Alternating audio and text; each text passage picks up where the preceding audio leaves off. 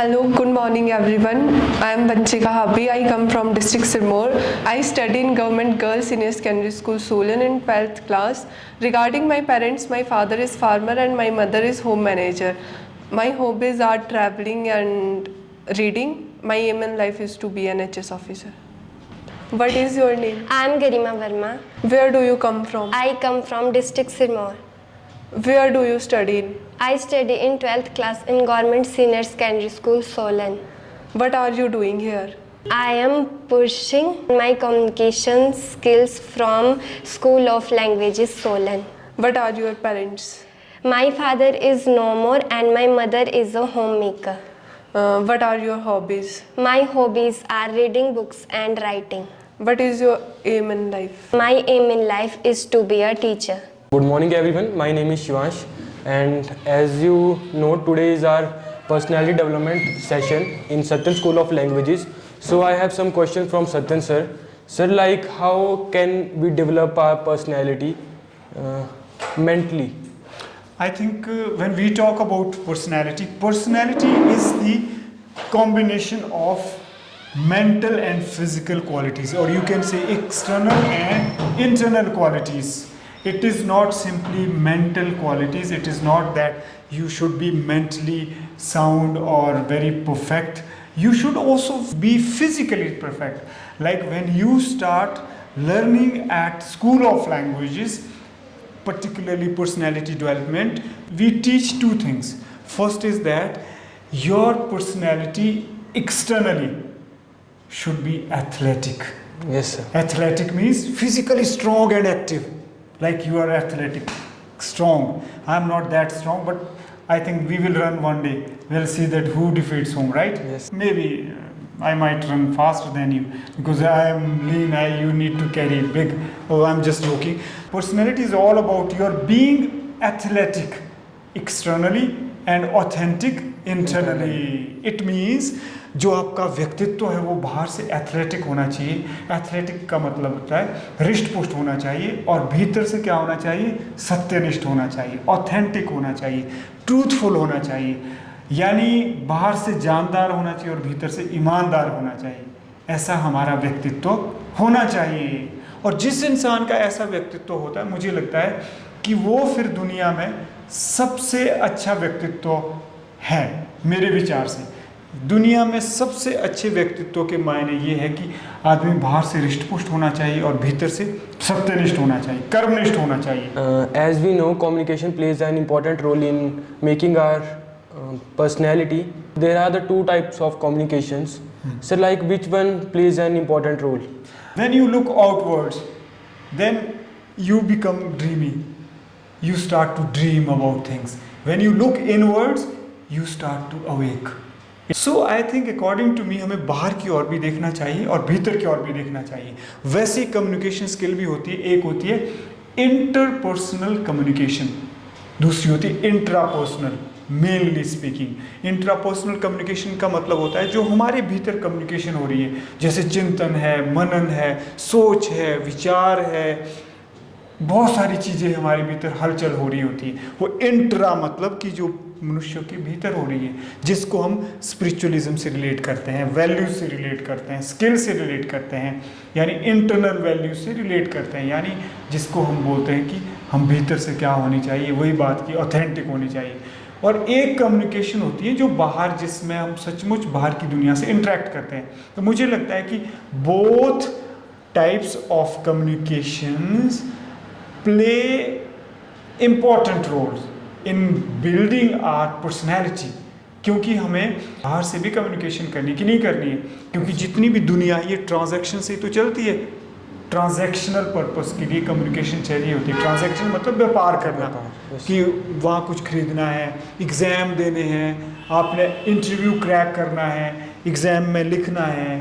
तो ये बाहर की पर्सनैलिटी तो काम आएगी, बाहर की कम्युनिकेशन ही तो काम आएगी. लेकिन एक कम्युनिकेशन है जब आपको भीतर डील करना होता है, यानी जब आपको क्या करना होता है, when you start inculcating inner peace, when you start inculcating self-control, when you start developing the value of self-restraint, when you start learning how to have your impulses in check.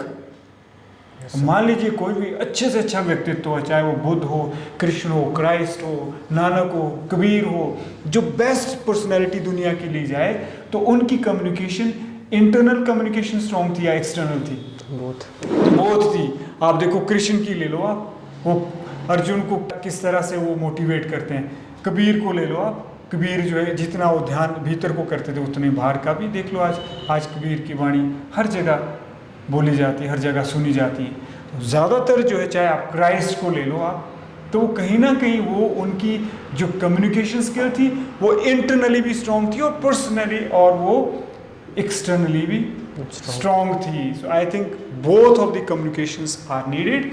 सो एक कम्युनिकेशन होती है interpersonal communication में जो लोगों के बीच होगी, दूसरी होती है इंट्रापर्सनल कम्युनिकेशन, यानी जो अपने भीतर ही होती है। जैसे हम अक्सर कहते हैं कि ध्यान करो, लंबी लंबी सांसें लो, inhale exhale retain and attain कहते हैं। And my last question is related to character. As you said about Mahatma Buddha and character, and we know that Mahatma Buddha is a person of character. So, as he once said, in our country, our character makes us gentlemen, and in other countries, their clothes makes them gentlemen. So, sir, what kind of character makes us gentlemen?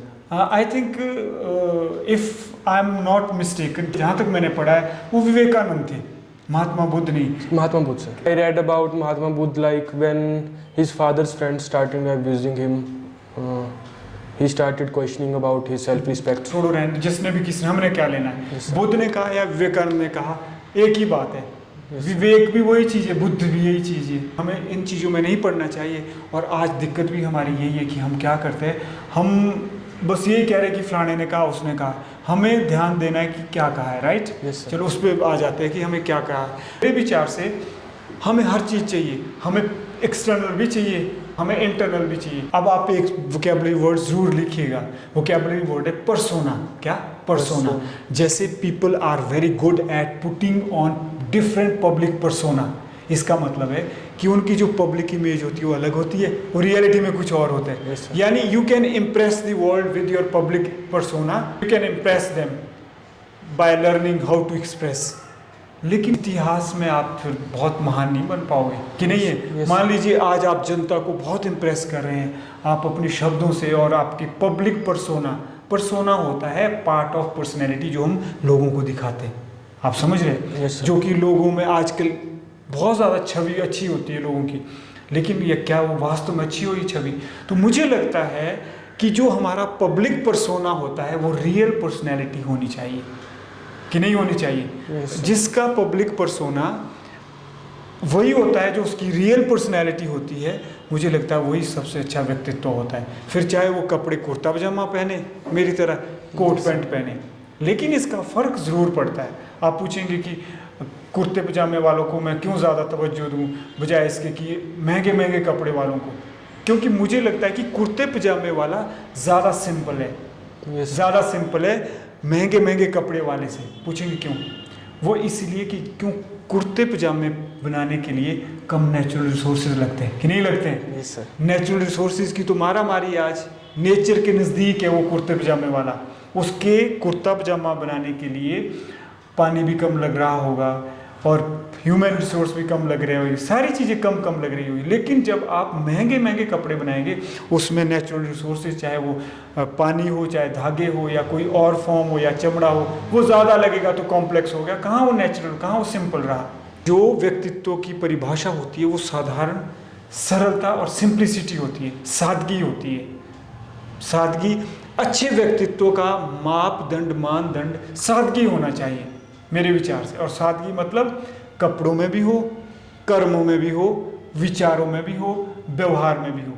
ना कि सिर्फ ऐसा हो कि जो public persona तो बड़ा impressive होएगा, लेकिन वास्तव में शायद वो ना हो। Yes, sir. पब्लिक तो आप इम्प्रेस, बहुत सारे आपने देखा होगा कि आप YouTube में जाए तो हमारे पास कितने सारे हीरो हैं, हज़ारों हीरो मिलेंगे आपको कि जो अपनी बातों से आपको मंत्रमुग्ध कर देंगे। तो उनका पब्लिक पर्सोना बड़ा अच्छा है, ठीक है, सैल्यूट टू देम, लेकिन वो ज़रूरी नहीं कि वो रियल लाइफ में भी सचमुच ऐसे ही हो।